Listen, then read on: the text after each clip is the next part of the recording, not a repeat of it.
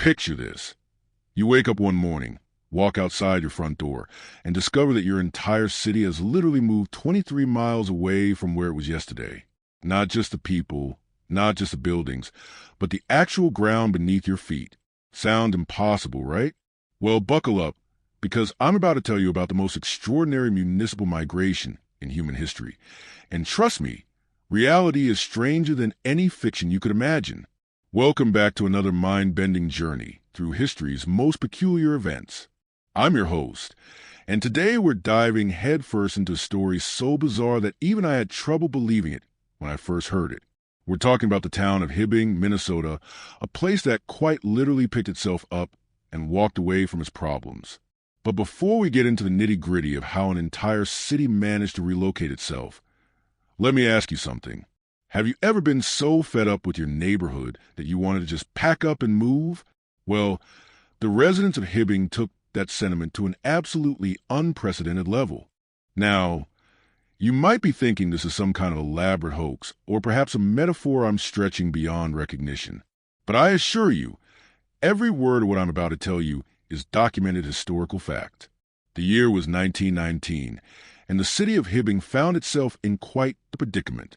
You see, this wasn't just any ordinary town facing ordinary problems. This was a community sitting directly on top of one of the richest iron ore deposits ever discovered in North America, and that precious mineral was about to become their salvation, and their curse all rolled into one spectacular package.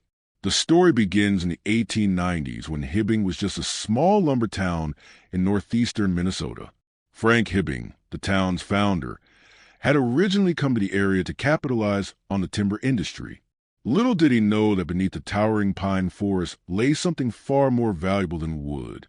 The Mesabi Iron Range, as it came to be known, contained ore so pure and accessible that it would eventually supply the steel for America's Industrial Revolution, 2 world wars, and countless skyscrapers that would define the modern skyline.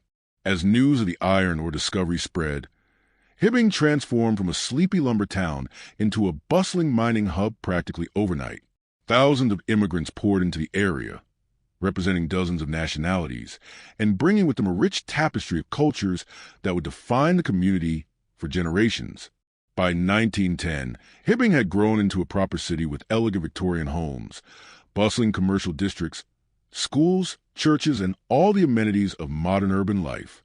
But here's where our story takes a turn toward the absolutely surreal. The Oliver Iron Mining Company, a subsidiary of the mighty United States Steel Corporation, had been systematically acquiring mining rights throughout the region.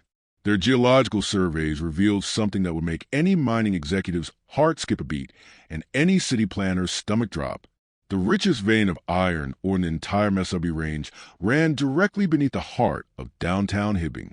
Imagine being told that your entire life, your home, your business, your community, everything you've built and worked for, is sitting on top of a treasure so valuable that moving an entire city will be considered a reasonable business expense. That's exactly the situation Hibbing found itself facing as the 1910s progressed. The mining company didn't just want to dig around the town or under it. They wanted every single ounce of that ore, and that meant every building, every street, every foundation had to go. What happened next defies all logical expectations of how such conflicts typically resolve. Instead of a drawn-out legal battle, instead of forced evictions or government intervention, something unprecedented occurred. The mining company and the city of Hibbing entered into negotiations that would result in the most extraordinary urban relocation project in American history. The deal they struck was as audacious as it was practical. The Oliver Iron Mining Company would pay for the complete relocation of the entire city of Hibbing to a new site approximately 2 miles south of the original location. But this wasn't just about giving people money to find new homes elsewhere. This was about physically moving every building, every structure, every piece of infrastructure that could possibly be relocated to create a brand new Hibbing in a completely different location. The logistics alone were staggering. We're talking about moving over 180 buildings, including massive structures like the Hibbing High School, which at the time was one of the most expensive and elaborate school buildings in the entire state of Minnesota. We're talking about relocating churches, businesses, homes, and even entire city blocks while somehow maintaining the fabric of the community throughout the process. The engineering challenges were unlike anything attempted before or since. Remember, this was 1919, long before modern heavy machinery and transportation technology. The primary tools at their disposal were steam-powered tractors, wooden rollers, and an enormous amount of human labor and ingenuity. Buildings had to be carefully lifted from their foundations, placed on massive wooden platforms, and then slowly rolled along specially constructed roads to their new locations. Some structures were simply too large or too fragile to move intact, so they were carefully disassembled piece by piece, with each component numbered and cataloged for reconstruction at the new site. The attention to detail was remarkable. Window frames, doorknobs, decorative elements, even entire staircases were preserved and reinstalled exactly as they had been in the original location. But perhaps the most impressive feat was the moving of the Hibbing High School. This wasn't just any school building. It was a massive, ornate structure that had cost over $4 million to build, making it one of the most expensive educational facilities in the country at that time. The building was so large and so architecturally complex that moving it required the construction of a special roadway and took nearly 2 years to complete. The human element of this story is just as fascinating as the engineering marvel. Imagine trying to maintain a functioning city while literally moving that city piece by piece to a new location. Businesses had to continue operating. Children had to attend school. Families had to maintain their daily routines, all while their physical world was being systematically dismantled and reconstructed around them. Some residents chose to have their homes moved to the new location, while others decided to start fresh with new construction. The mining company was remarkably generous with their compensation, often paying significantly more than the market value of properties to ensure community buy-in for the relocation project. They even paid for construction of new infrastructure, including roads, water systems, electrical lines, and all the municipal services required for a functioning city. The social dynamics during this transition period were extraordinary. Neighbors who had lived next to each other for decades might find themselves temporarily separated during the moving process, only to be reunited in their new neighborhood configuration. Some people experience a unique phenomenon of having dinner in their house in one location and breakfast the next morning in the same house in a completely different place. Local newspapers documented the daily progress of the move with the kind of detail usually reserved for major historical events, because that's exactly what this was. Photographers captured images of massive Victorian homes being slowly rolled down specially constructed roads, surrounded by crowds of onlookers marveling at the spectacle. These images remain some of the most surreal documents of American industrial history. The economic impact of the relocation extended far beyond just compensation for moved buildings. The mining operation that replaced the original Hibbing became one of the most productive iron ore mines in the world. The Hull Rust Mahoning open pit mine, as it came to be known, eventually grew into a massive open pit operation that local residents proudly called the Grand Canyon of the North. But the story doesn't end with a simple, successful relocation. The new Hibbing that emerged from this incredible undertaking became something unique in American urban planning. Because the entire city was essentially rebuilt from scratch in a coordinated effort, the new Hibbing featured wider streets, better infrastructure, and more modern city planning than most communities of that era could afford. The Hibbing High School that was so carefully relocated became a symbol of the community's resilience and ambition.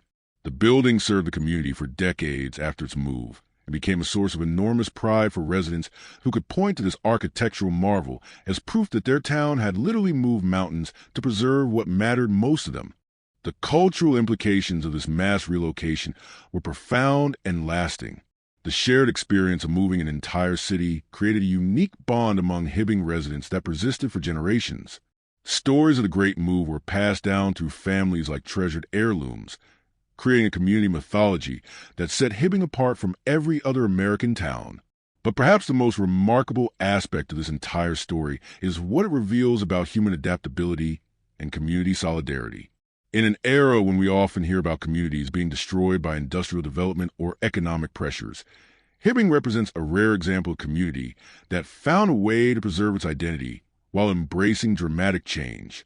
The mining company's willingness to invest in such an elaborate relocation project also reflects the incredible value of the ore deposits beneath the original town site. The Hull Rust Mahoning mine eventually produced over 1.4 billion tons of iron ore, making it one of the most productive mining operations in world history. That ore would go on to supply the steel industry during both world wars and the post-war economic boom that transformed America into a global superpower. Today, visitors to Hibbing can stand at the edge of the massive open-pit mine and try to imagine that an entire city once existed in that space. The scale is almost incomprehensible. The mine is so large that it can be seen from space, stretching for miles in every direction and reaching depths of over 500 feet below the surrounding landscape. The modern city of Hibbing has thrived in its relocated position, becoming known not only for its mining heritage, but also as the birthplace of Bob Dylan, who grew up walking the streets that had been so carefully moved from their original location decades before his birth. Dylan himself often spoke about the unique character of his hometown, though he may not have fully appreciated how literally unique Hibbing's story really was. The legacy of the great Hibbing relocation extends beyond the city itself. Urban planners and engineers still study this project as an example of how large-scale community challenges can be addressed through creative cooperation between public and private interests. The project demonstrated that with sufficient resources and community commitment, even seemingly impossible logistical challenges can be overcome. Environmental historians also point to Hibbing as an early example of how mining companies could take responsibility for the broader impacts of their operations. While environmental standards in 1919 were obviously very different from today's regulations, the Oliver Iron Mining Company's willingness to invest in preserving the community rather than simply displacing it set a precedent for corporate responsibility that was remarkable for its time. The engineering techniques developed during the Hibbing relocation influenced building moving practices for decades afterward. The careful documentation of the process created a valuable resource for future projects, and some of the innovations developed specifically for moving Hibbing's larger structures were later applied to other significant relocation projects across the country. But beyond all the technical achievements and historical significance, the story of Hibbing's great move remains fundamentally a human story about community resilience and the lengths people will go to preserve what they value most. These weren't people who simply accepted displacement as an inevitable consequence of industrial progress. They were people who insisted that their community was worth preserving and who worked together to make the impossible possible. As we wrap up this incredible journey through one of history's most unusual urban planning projects, it's worth reflecting on what the Hibbing story can teach us about facing seemingly impossible challenges in our own lives and communities. Sometimes the most audacious solutions turn out to be the most practical ones. Sometimes moving forward requires literally moving everything you have to a new foundation.